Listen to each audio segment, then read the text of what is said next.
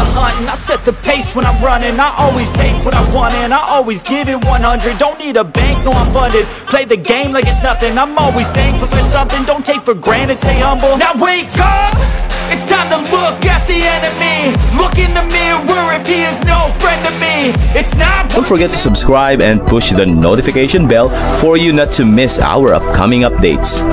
Now let's get started. Bab 2156. Apa Tuan Cahyadi pilih ini untuk kita? Apakah Anda serius? Baik Anto maupun Harun tercengang saat mendengar itu. Mereka tidak dapat mempercayai telinga mereka. Organisasi Drakmar di wilayah selatan penuh dengan para ahli. Ada beberapa pengawal naga platinum di tahap yang muna awal dan juga menengah. Pil 9 matahari luar biasa efektif. Para praktisi bela diri di tahap yang muna itu mungkin akan merebutkannya. Mereka hanyalah pengawal naga emas. Mereka berdua tidak pernah menyangka bahwa Iwan akan memberi mereka sesuatu yang begitu berharga. Itu mengejutkan mereka. Ya, kalian tidak salah, aku meninggalkan 2 pil 9 matahari ini untuk kalian berdua, Iwan berkata sambil mengangguk. Itu luar biasa, Tuan Gusnadi, terima kasih untuk pilnya. Kami tidak akan pernah melupakan apa yang telah Anda lakukan untuk kami. Baik Anto maupun Harun sangat gembira ketika mereka pulih dari keterkejutannya. Mereka segera berlutut dan berterima kasih kepada Iwan secara emosional. Anto khususnya akan bisa mencapai tahap yang muna dengan pil 9 matahari. Kemudian selama dia mendapatkan poin prestasi yang cukup, dia akan dipromosikan menjadi penjaga naga platinum sama seperti Iwan. Itu adalah impian dan tujuannya selama bertahun-tahun. Adapun Harun kurang lebih dia merasakan hal yang sama dengan Anto. Meskipun Harun masih berada di tahap puncak alam Augana, dia tidak jauh lebih buruk daripada Anto. Dia hanya tinggal selangkah lagi untuk mencapai tahap semi yang muna. Dengan kondisinya saat ini, dia seharusnya berada di tahap semi yang muna hanya dalam 2 atau 3 bulan.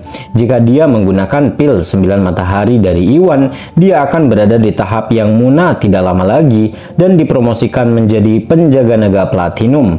Itu adalah impiannya. Terlihat jelas betapa bahagia dan gembiranya mereka berdua. Baiklah, bangun saja. Kita semua adalah keluarga di sini. Tidak perlu melakukan semua ini, Iwan berkata sambil tersenyum.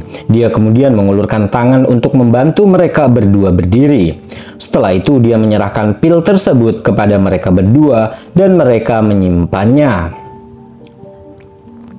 Baiklah Anto, aku mengirim kalian berdua untuk menyelidiki keberadaan pencuri merah. Bagaimana penyelidikannya? Apakah kamu menemukan petunjuk yang berguna? Farid dengan cepat teringat topik utama.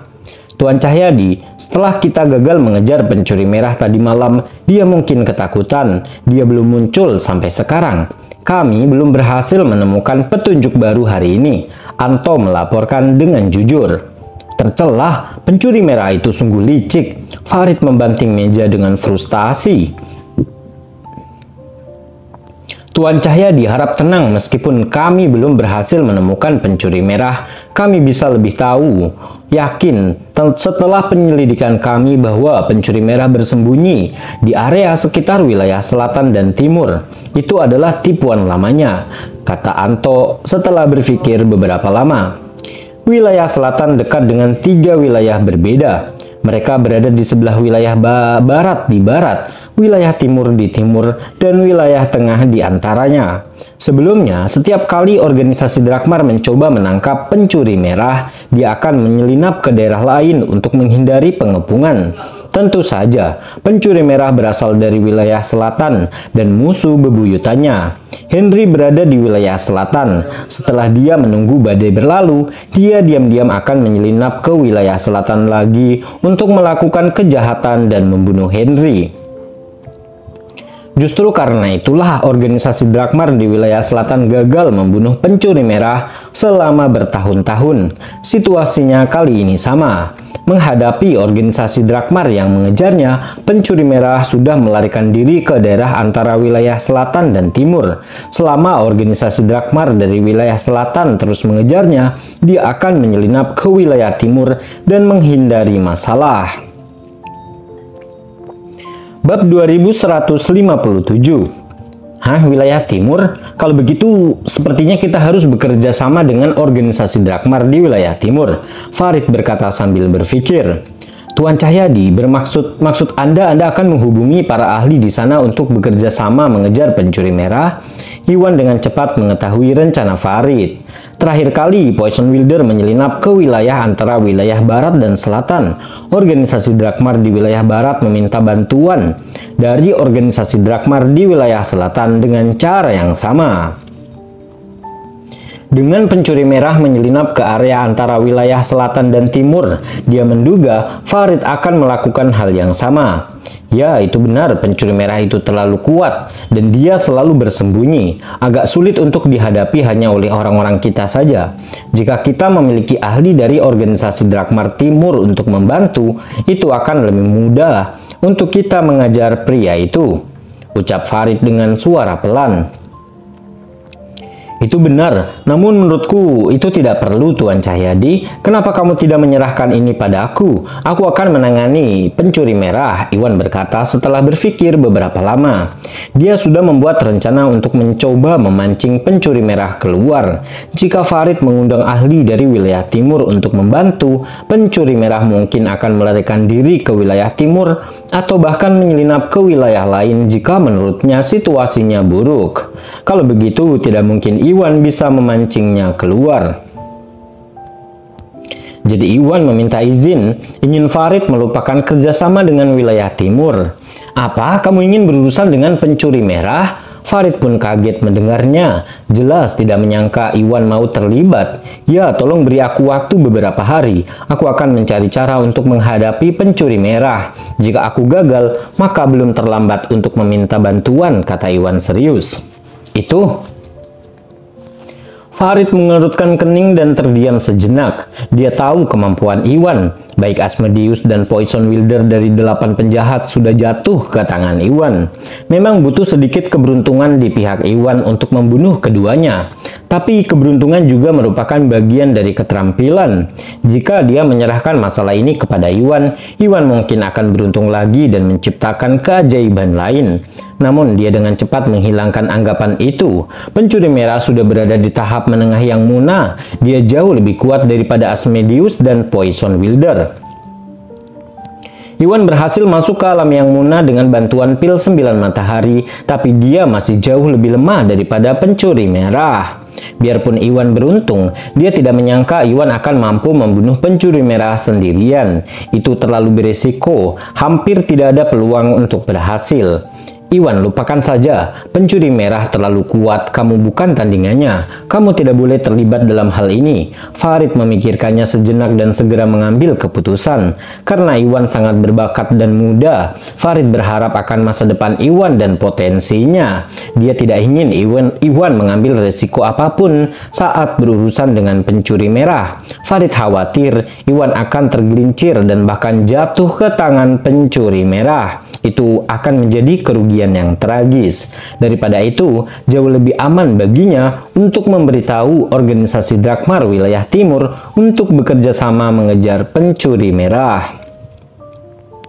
Bab 2158. Tapi, melihat Farid menolak sarannya, Iwan tetap tidak mau menyerah. Namun sebelum dia bisa mengatakan apapun, Iwan disela oleh Farid.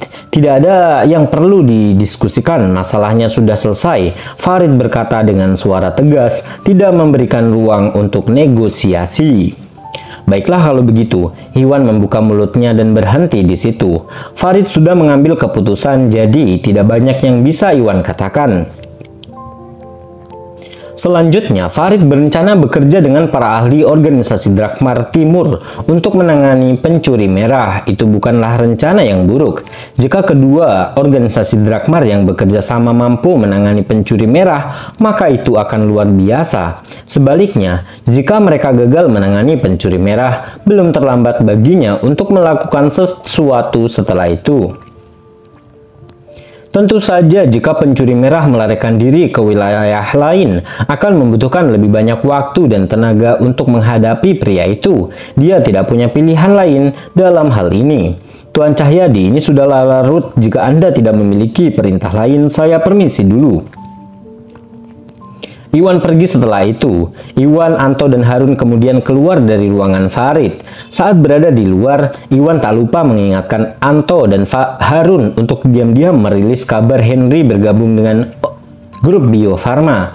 Meskipun Farid sudah memutuskan untuk bekerja dengan organisasi Drakmar wilayah timur, Iwan masih memiliki kesempatan untuk memancing pencuri merah keluar sebelum mereka tiba dan menyingkirkan pria itu. Bukankah itu lebih baik? Namun waktu adalah hal yang paling penting. Akan sangat beruntung jika pencuri merah itu akan tertipu dalam waktu sesingkat itu. Sementara di halaman utama bersama keluarga Broto, Bos Selatan, Roni, serta beberapa tokoh inti keluarga Broto semuanya berkumpul di sana menunggu kabar dari ketiga penjaga, yaitu penjaga ketiga, penjaga kelima, dan penjaga keenam. Bos Selatan dan Roni duduk di tengah, sementara yang lain duduk di kanan dan kiri. Ada apa? Sudah lama sekali. Kenapa mereka bertiga belum kembali untuk melapor? Bos Selatan berdiri dengan tidak sabar ketika dia menemukan bahwa mereka bertiga sangat terlambat. Untuk menghadapi Iwan, dia sengaja meninggalkan penjaga ketiga, kelima, dan keenam untuk membunuh Iwan. Namun hari sudah mulai gelap dan tidak ada kabar sama sekali. Dia tidak bertanya-tanya apakah sesuatu telah terjadi. Ayah, mungkinkah terjadi sesuatu pada mereka bertiga? Roni dengan ekspresi gelap di wajahnya. Lengannya sedang digendong pada saat itu. Selama kampanye penjualan grup Bio Farma, lengan Roni terluka, namun dia adalah seorang praktisi bela diri yang kuat. Kondisi tubuhnya lebih baik daripada orang biasa dan lengannya tidak terluka parah. Setelah beberapa kali perawatan, cederanya sudah stabil. Namun semua itu hanya memperdalam kebenciannya pada Iwan. Dia ingin mencabik-cabik Iwan. Tentu saja tidak, ketiganya luar biasa kuat. Akan sangat mudah bagi mereka untuk menghadapi anak itu. Tidak mungkin terjadi apa-apa pada mereka. Seseorang lelaki tua berpenampilan megah di sebelah kanan menggelengkan kepalanya dan berkata, orang tua itu adalah kepala dari 6 penjaga, yaitu penjaga Alfa. Bab 2159. Kepala penjaga benar, Iwan tidak memiliki dasar atau kekuatan apapun di wilayah selatan, dan ketiga penjaga bekerja dalam kegelapan. Tidak peduli seberapa keterampilnya Iwan, dia tidak akan bisa menghindarinya. Para ahli lain dari keluarga Broto dengan cepat setuju untuk pandangan kepala penjaga. Mereka semua tahu betapa kuatnya penjaga ketiga, kelima, dan keenam, khususnya penjaga ketiga yang sudah berada di tahap yang munah. Dia sudah dianggap sebagai salah satu praktisi bela diri terbaik di wilayah selatan. Sedangkan Iwan hanyalah salah satu generasi muda. Paling-paling keahliannya seharusnya hanya setingkat Roni, berada di tahap menengah alam Augana. Meskipun Iwan memiliki harta pertahanan tahap alam Augana puncak atau tahap semi yang munah, ketiga penjaga memiliki kekuatan lebih dari cukup di antara mereka untuk menangani harta karun itu. Mereka tidak mengira bahwa Iwan akan mampu menghadapi kelompok penjaga ketiga hanya dengan satu harta karun pertahanan. Itu adalah gagasan yang tidak masuk akal. Ya, kamu benar. Mungkin saja mereka bertiga hanya tertunda karena belum menemukan waktu yang tepat untuk bertindak. Bahkan mungkin mereka sudah berhasil dan sedang dalam perjalanan pulang. Bos Selatan mengangguk dan berkata merasa bahwa semua orang benar. Dia tahu betul bahwa Iwan berani melawannya hanya karena keluarga Gumelar dan keluarga Huges melindungi pria itu. Namun dorongan penjualan telah berakhir dan keluarga Gumelar serta keluarga Huges seharusnya sudah pulang.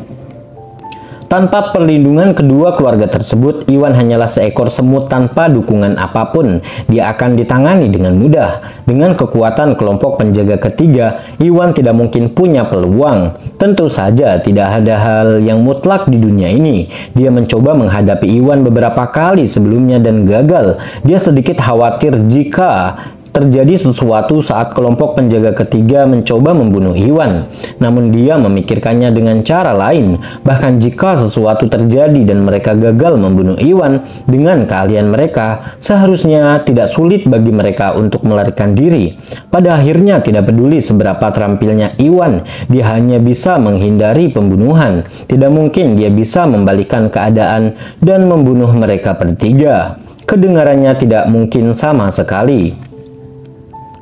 Dengan mengingat hal itu, dia menjadi lebih tenang. Dia segera merasa bahwa dia terlalu memikirkan banyak hal. Namun sebelum dia bisa tenang, sesuatu mengejutkannya terjadi. Pada saat itu mereka mendengar langkah kaki yang panik. Seseorang anggota keluarga Broto berlari masuk dari luar dengan ekspresi panik. Bos Selatan, Tuan, ini sangat buruk. Kelompok penjaga ketiga, mereka Pria itu berkata sambil terengah-engah. Sebelum dia bisa menyelesaikannya, dia tiba-tiba disela oleh kerumunan. Penjaga ketiga, apakah mereka sudah kembali? Kepala penjaga dan yang lainnya senang mendengarnya. Mereka merasa kelompok penjaga ketiga mungkin sudah menyelesaikan tugas mereka dan kembali. Mereka tidak dapat memikirkan kemungkinan lain. Apa yang terjadi dengan penjaga ketiga? Bos Selatan bertanya dengan serius. Berbeda dengan yang lain, Bos Selatan melihat ada yang salah dengan ekspresi pria itu. Dia mulai merasakan perasaan tidak enak di hatinya. Bab 2160. Tuan, saya baru saja menerima kabar bahwa penjaga ketiga, penjaga kelima, dan keenam semuanya telah dibawa ke organisasi Drakmar. Organisasi Drakmar wilayah selatan juga telah mengumumkan bahwa mereka akan memenjarakan mereka bertiga. Pria itu berkata jujur. Apa? Saat hal itu dikatakan, seluruh tempat berdiri kaget. Mereka semua mengira kelompok penjaga ketiga seharusnya sudah kembali dengan kemenangan.